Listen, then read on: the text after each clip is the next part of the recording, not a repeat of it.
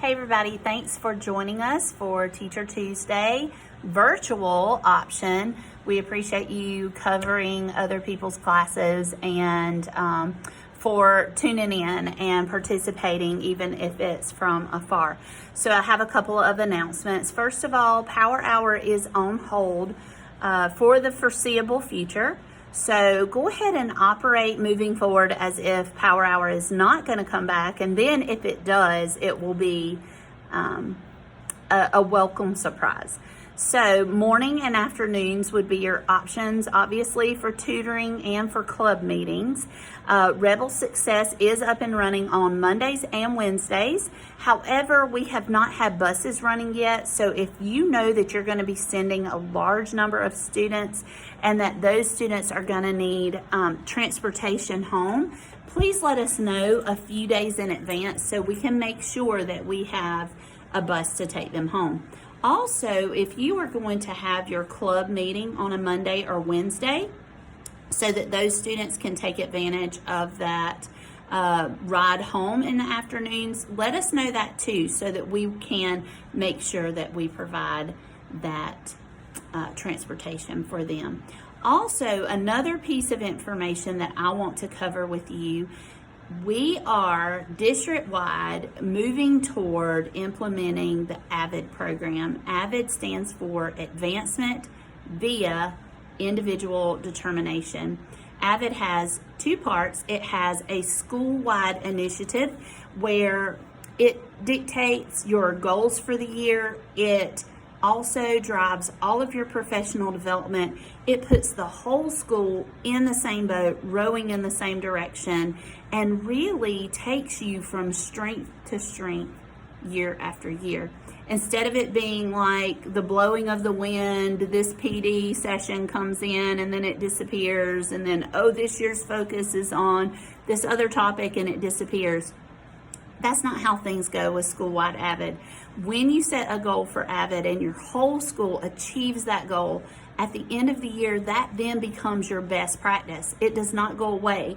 You continue doing those things year after year, and you just add on the next year's goal. Again, once it's achieved, it has now become a school-wide best practice.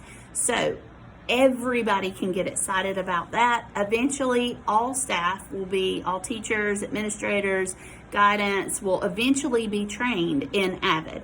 So we are looking for 5 individuals from each core department who are among the first to be trained, who are excited about this, who want to come back to your departments and be a positive force and a positive voice in helping implement this initiative school-wide. AVID also has a second element, and that is the AVID elective that really targets a specific population of students. So first of all, it would be first-generation college students. Students who might be of a low socioeconomic status and or minority students. So those are your 3 criteria, which if you think about it, the majority of our students meet one of those 3 criteria. And you're looking for those middle performing students who have a lot of potential. They could be 4-year college bound. They just need some additional support. The AVID elective provides that additional support. And we need 2 teachers who are passionate about this. They are passionate about these students. They're passionate about giving them the soft skills and the study skills and the support that they need to be successful enough to make sure a 4-year degree is on the table for them and an option for their future. So we need 2 people who are so passionate about it that they would like to be considered as the AVID elective teacher. Keep in mind, though, that AVID is not only for 4-year college-bound students. We want that to be on the table for them. We want them to be prepared if they choose that option. But it is also for the student who is career-bound, military-bound, going to trade school, going to a 2-year school. Students may choose that path, and we want to support them in that as well. We just want to make sure that every option is available. So on Schoology, where you found the link to this video, there's a link to sign in that you have attended this training. So make sure that you do that. And there is a link to a form for the AVID interest survey. Please fill that out. Let me know what your level of interest is, and that will help me form our AVID site team. Now, the next part, you're going to hear from Middle Tiger Community Center about all the services that they have to provide to help engage students, and also from April about the canned food drive that is underway. Have a great day. Introduce myself, I'm Stephanie Wells. I am new on staff with Middle Tiger. I have a history of education. I was a high school English teacher for 6 years, and then an administrator as well, dabbled in the virtual world some. So here I am, and I'm super passionate about the connection between Middle Tiger and the school district. That's how Haley conned me into this job. But no, I am here today. I want you to walk away from this not frustrated that you had to waste your planning period, but walk away with an understanding of what Middle Tiger has to offer to support you in the classroom. So we'll start with who we are. Stephanie, this is Haley. Haley's our executive director. We also have Marissa Raymondton, who is the director of Children and Family Services, formerly known as District 5 Family Ministries. And then Taylor Young, who is also new on staff as well. She's our DSS liaison. So she actually works for DSS, but is housed at Middle Tiger, so that we can have a direct connection there as well. So what I want to start with today is I want you to think about that one student. It can be a student from years ago. It can be a student who's sitting in your classroom right now. That one student who sits on your heart. What do you wish you had or had access to in order to more effectively reach that one student? All right, so keep that person in mind. We'll come back at the end.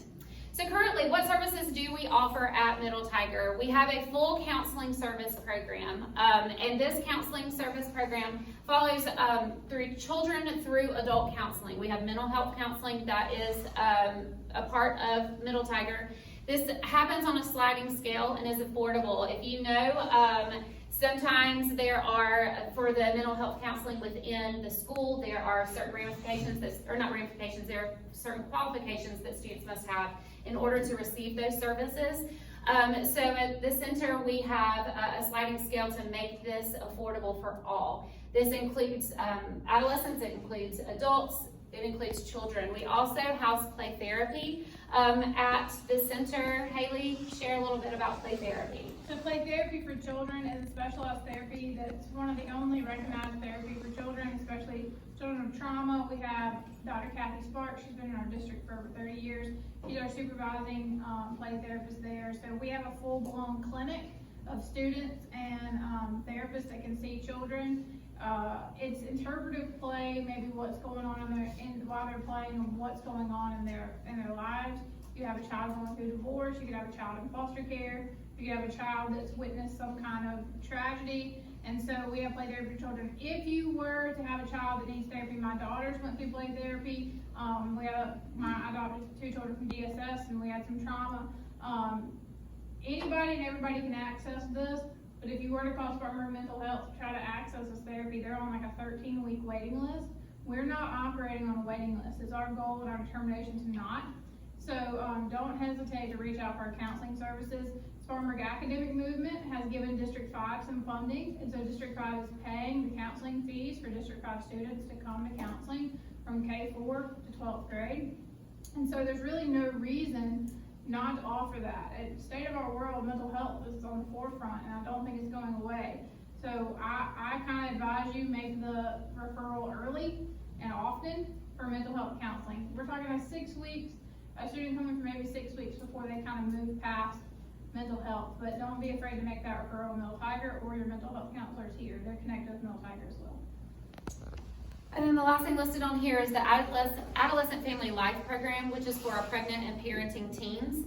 And we really rely on the schools to connect those students to the community center. So we want to break cycles. We want to support teen parents. We want to support girls who are in that situation and help set them up for success, whatever that looks like in life. So that is a huge program that we offer, but we need your help in connecting them. Sometimes there is the want to hide, there's the want for the family to absorb everything, but we want to be a resource to help support pregnant and parenting teams. And I just want to listen that is pregnant.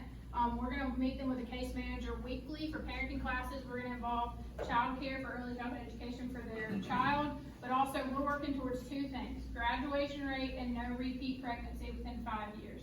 And so those are our goals. We have a 95% graduation rate in all of Spartanburg County. We have a 98% no repeat pregnancy. And so if you have a baby, before 18, the chance of having another one within 12 months is very, very high. And so we work really hard for that, to not have a repeat pregnancy within 5 years, and also graduation rates. So we need your help identifying those. Sometimes they present to the nurse, but most times they're presenting to you. And please don't assume that somebody else has referred them or somebody else has reached out. Please make sure to reach out. Families. So families who come in the door who may need food. We work with those families to see what other needs those families have as well. You probably know or have heard of our Christmas assistance. We provide Christmas for our students who are in need, and so that will be coming through your counseling program in the next little bit. We're still solidifying all those deals. We do have triple P parenting as well. That's an option for families to help support families in helping parent their children. We have back to school assistance. We did provide over 500 book bags for students in our district, and that's what I just want to stress, that this is all across our district, District 5. We do have our food pantry where families can come, District 5 families can come and receive food, and that's where you guys are going to come in on the canned food drive. We provide fresh produce boxes for those families as well. They can use $5 of their SNAP benefits to get a box full of fresh produce, which isn't something that they can get readily available through their SNAP benefits typically. As I mentioned, we have our DSS liaison that's housed at Middle Tiger. We provide financial stability, training and coaching for these families through that case management, and we can connect families to other resources if we don't have that particular resource in the center. Right now we're doing a big thing with emergency rental assistance. We have some federal funding that we are stewarding through Middle Tiger. So family members or families in Spartanburg County that are facing eviction because they are unable to pay their rent or pay their utilities, we are able to help assist those families with up to 15 months of rental assistance. So, and you might be thinking, well, how would I know that? If you have students who confide in you that they don't know where they're going to be sleeping tonight, or their parents are super stressed because they aren't able to pay their bills, if there's a connection to COVID-19 impact, they've lost time at work, if they've lost hours at work, if they lost their job, those types of things, we have funding that can help set them up for success. We also offer adult education at Middle Tiger. Obviously, our goal is for our students to stay in school and graduate with a high school diploma. But we have students who are not in that situation. We have adults who dropped out of school for various reasons. And so we offer the GED in both morning and evening classes. And that is available for anybody. And then we have our This Is My Child, which is our child care program. It's top rated, only behind Spartanburg Regional. I'm trying to pick up on what I've heard Haley say before. Only behind Spartanburg Regional in the county. We serve infants to 4K, which 4K is brand new for us this year. And we have a wide range of families. We have full pay families, we have sliding scale, we have vouchers for families who are in foster care, for children who are in foster care as well. Want to add anything to that? We are the top rated child care in Spartanburg County. Tied, I'm sorry. I just, have to brag. It takes a lot of work to get there. We are also in a child care desert, and I don't know if you realize this, if you have children, if you live in this community, District 5 is a child care desert, which means we do not have enough high quality child care to match the population that lives here. So what happens is you either drive out of county for child care, or you leave them at home with a relative, and so, it's a whole concentric circle. You want industry to move to your area, you want taxes and industry to go into your high school, you need to have high graduation rates. You know that, every meeting y'all deal with that. How How do you get high graduation rates? Third grade test scores. How do you get third grade test scores? Kindergarten readiness. How do you get kindergarten readiness? Early childhood education. And that's not happening in our area. So we work with our child care program works with the other lower rated child cares in our area to try to bring them up, because we only have 54 spots. Once those are filled, then we can't help, and so we want to help the other centers get to that level. But if you have child care issues, a lot of you do personally, just reach out to me and I'll help, whether place in Middle Tiger or find you somewhere to go. All right, so switching gears a little bit, just talking about poverty. So according to our state report card for District 5, 54.4% of students are considered in poverty. Under the ideas that are underneath that, I'm totally blanked out on what TNA is. It's a health insurance for children in need. Okay, and then SNAP benefits, Medicaid, within the last 3 years, homeless or migrant, foster children. So 54.4% of our students in our district fall into one of those categories.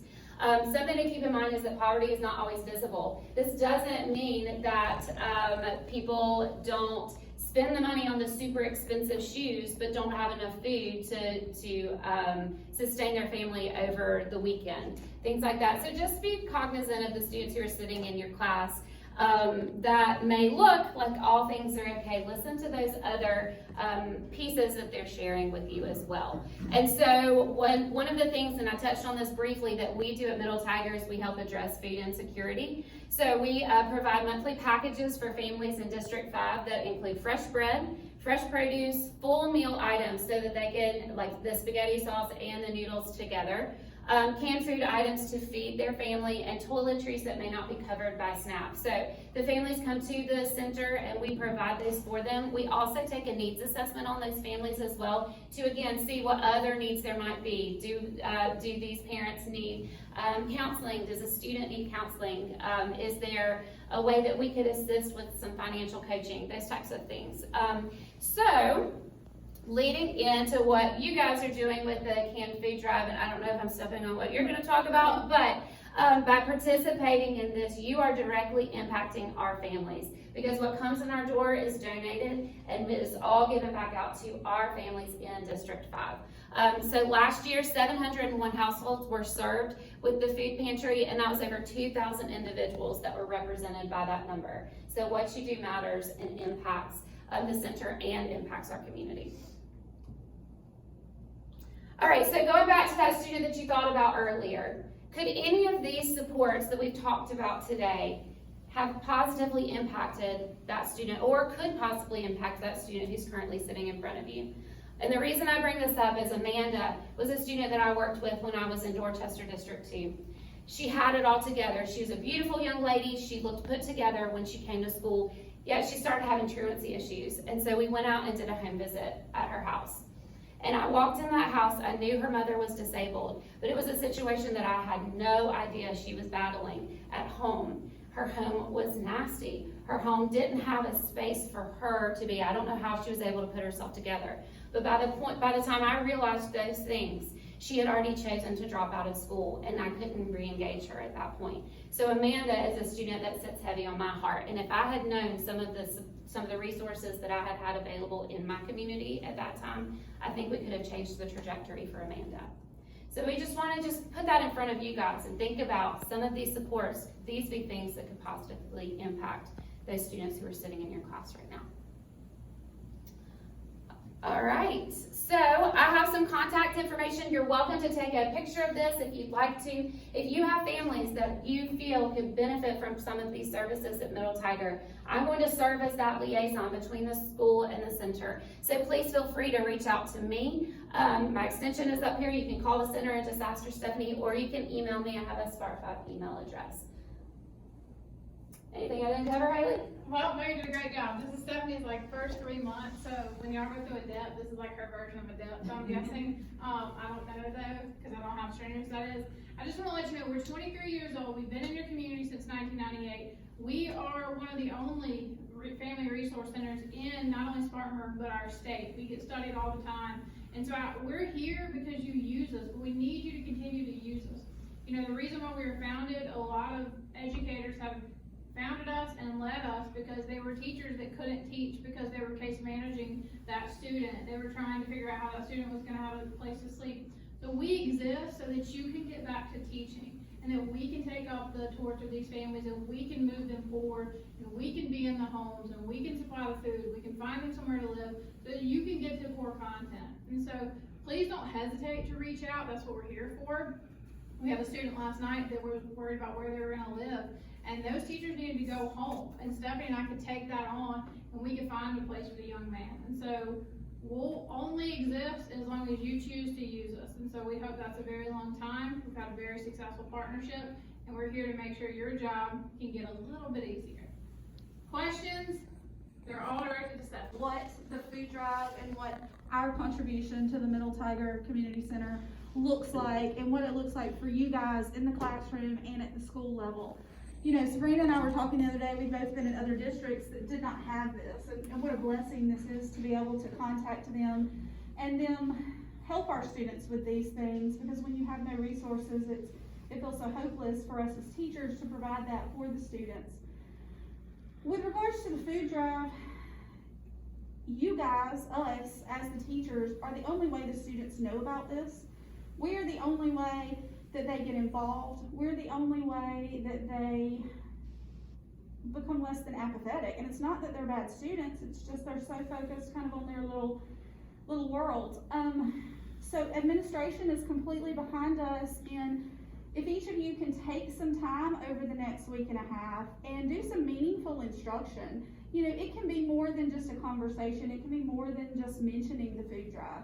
It can be actual lessons related to food insecurity, related to poverty. It can be discussions, because as they said, these families and these students that are served are from our school. They're students, like if we look at this percentage, I think last year was like 45 something, but this year it was 50 something percent of students are in poverty.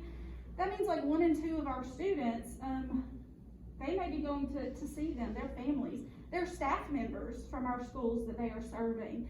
And sometimes when you have those conversations with students, we find out they have a lot of misconceptions about food insecurity, about people who are going to the food pantry. So we want to take time to do that. You know, in the past, a few years ago, we had some teachers, you know, one of the math teachers took the statistics and they did a statistical analysis and did a project with that, you know, in English, reading articles, having those discussions.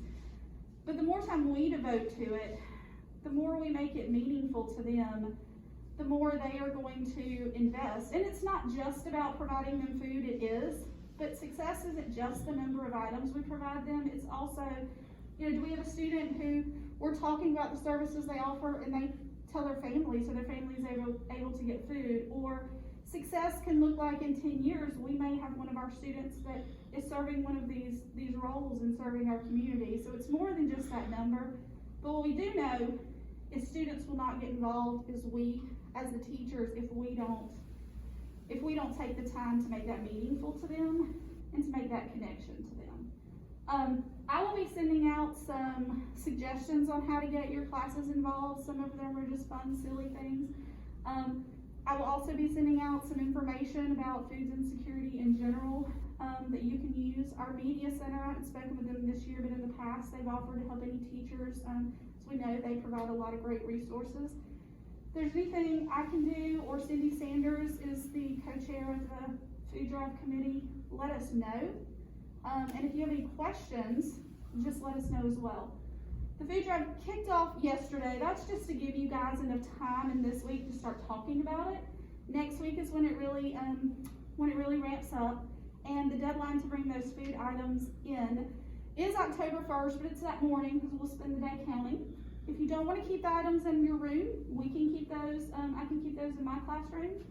And we've had 8 groups enter the can sculpture competition. So over the next week, you'll see groups taking the items they brought in and turning them into creative and interesting ideas. So look at those, point them out to your students. Do you have any questions?